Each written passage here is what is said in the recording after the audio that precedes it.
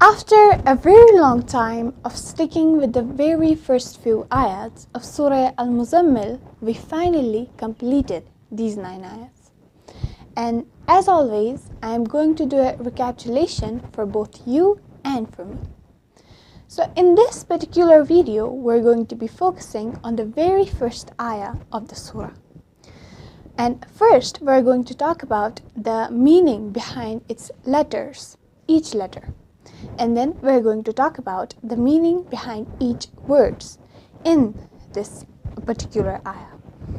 So, as always, we're going to start with the recitation of this ayat. أعوذ بالله من الشيطان الرجيم بسم الله الرحمن الرحيم يا أيها المزمل صدق الله العظيم. This is the very first ayah of Surah Al-Muzammil. First, we're going to talk about its letters.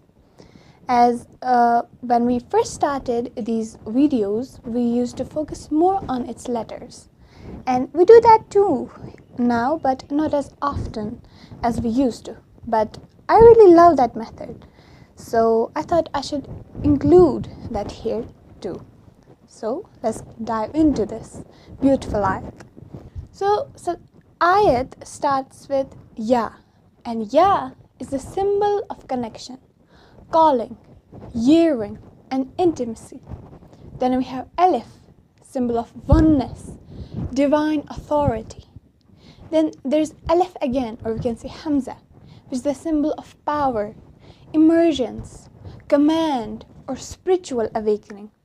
Then we have Ya again, which is symbol of deep longing, inner call, or spiritual awareness. Then we have Hamza again, and which is the repetition of divine force, sharp spiritual activation, we can say. Then we have Ha, which is the symbol of breath, presence, soul, or gentle divine touch. And then we have Alif again, which reinforces the oneness, the spiritual height, the elevation. Then we have Lam, which is the symbol of direction, movement towards purpose or devotion. Then we have Mim, which is the symbol of mystery, concealment, or we can say womb-like protection. Then we have Za, which is the symbol of vibration, spiritual energy, or life force. Then there's a Shad, or we can say Tashdeed on the Za, which doubles the impact of Za. It intensifies the spiritual urgence or the shaking. Then we have Mim again, which is the repeated hiddenness or the inner depth. Then there is Shad on Mim again. Then we have Ya, which suggests the soul's yearning, as I said, divine closeness. Then we have Lam, which is like the final guidance, alignment, or light leading forward. We're going to talk about Lam a bit more later on. So these were the letters in this ayah. And now we're going to dive into the words. But the word in this ayah is Ya. And when we talk about Ya and its literal function, Ya is used to call someone. It's used to grab someone's attention. And in English, we call it a vocative particle. For example, in English, we say, hey, when we are trying to grab someone's attention. And just like that, in Arabic, we say, ya. And in the Quran, it's also used before important revelations. It's like always preparing the listener for something weighty, something heavy, something big. And then when we talk about the spiritual and symbolic meaning behind the word Ya and its letters, we can say Ya symbolizes yearning, nearness, calling out from the soul. It's like the connection from human to divine. And then when we talk about Alif, it symbolizes oneness, divine origin. And it's like the vertical axis of connection between the heavens and the earths. And when we talk about the Quranic tone of Ya, and when Allah subhanahu wa ta'ala says Ya ayyuha, it's not just linguistic, it's like divine intimacy. It's like saying to the Prophet ﷺ, you are seen, you are chosen, and now is the moment. The word is ayyuha. And ayyuha is also a vocative particle, just like ya. And it's also used when calling or addressing someone. And when we say ya ayyuha, it roughly translates as O you who. And it's typically expressing deep respect, urgency, and emotional intimacy. And especially in the Quranic usage when Allah subhanahu wa ta'ala is addressing the Prophet or humanity sallallahu alaihi wasallam. So when we talk about its spiritual layers, there are many things to unfold. When we talk about its vocative layer, it's a noble call. It's not just saying, hey you, but it's saying, oh you in a deep state. So it adds a layer of respect, or we can say formality and dignity to the call. And it's used when something sacred or life-changing is about to be said. And it's often preceded before a revelation or a command or a call to awakening. If we take a few examples from the Quran itself, for example, in the Quran, Allah subhanahu wa ta'ala says, Ya ayyuhalladhina amanu, which roughly translates to, O you who believe. But it's addressing the believers with honor and expectation. Then from this particular ayah, Ya Al-Muzammil, which translates to, O you wrapped in garments, it's like a tender yet serious summoning of the Prophet ﷺ into a phase of revelation or duty. Now we're going to move on to Al. And Al is also known as Alif Lam. It's a definite article in Arabic. So just like it's the equivalent to a da in the English language. So for example, in English language, we use da before a noun to make it specific. For example, I say a pen, and then I say the pen. A pen and the pen have a vast amount of difference in them. A pen means any kind of pen. The pen, I'm referring to something particular. I'm referring to something specific. So same is the case here. Al, if we put al before a noun in the Arabic language, it makes it more specific.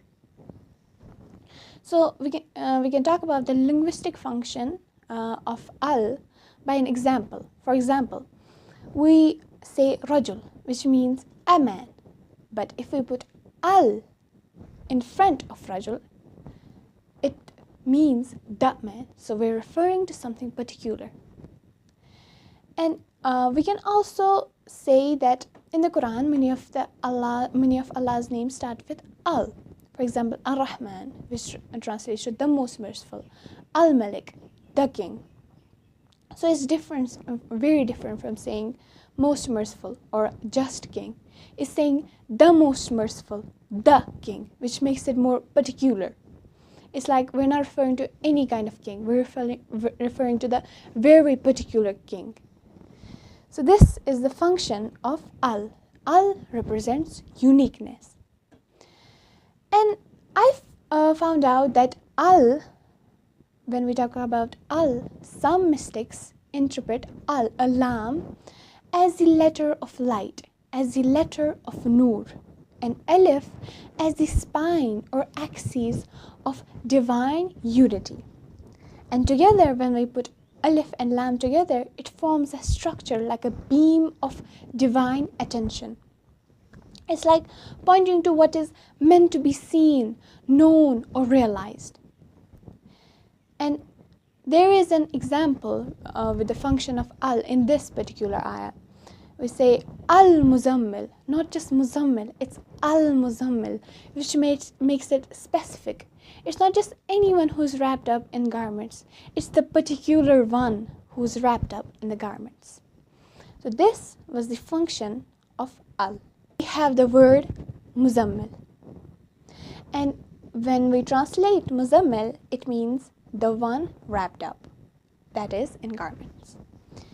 And if we talk about the root origins of Muzammil, it comes from the roots za, mim and lam.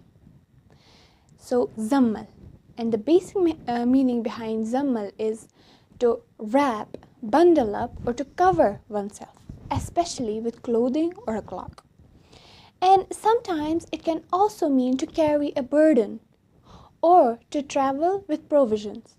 So it's especially on a journey, for example, especially on a journey. And it's often linked to camel caravans carrying bundled supplies. And if we talk about the morphology, Muzammil comes from the word mutazammil, which comes from the word tazammil. Tazammil means he wrapped himself up. Mutazammil means one who wraps himself up. So then if we talk about the Quranic context behind this word or this ayah, which is Ya ayyuhal muzammil, this is often understood as a description of the Prophet ﷺ in a moment of deep contemplation, spiritual retreat or awe. So perhaps cloaked in his garments at night, or preparing for a revelation or reflecting in solitude. So if we talk about the letters involved in this particular word, we have mim, za, there's shad on za, mim again, shad on the mim. Then we have lam. So if we talk about their meaning, mim is a symbol of secrecy, as we talked. Womb, hidden knowledge and inner transformation. Za, symbol of vibration, movement, awakening or spiritual energy. Shad on the za, which intensifies its impact. Mim again, shad on the mim. Then we have lam again, which we discuss a lot of things about lam. So when we talk about the oral symbolism of Muzammil, it's like the one wrapped. The wrapped one is not merely physically wrapping in a cloak. It's like the Prophet ﷺ is enfolded in divine mystery, and it's held in a moment of sacred preparation before being called into the light of the revelation and guidance. And it reflects the pause before emergence, the stillness before mission, and the depth before declaration, which is absolutely beautiful. So this was the very first ayah in this surah. In these now ayats, I discussed the very first one, and there are 8 more to go. So thank you so much for watching, and Assalamu alaikum wa rahmatullahi wa barakatuh.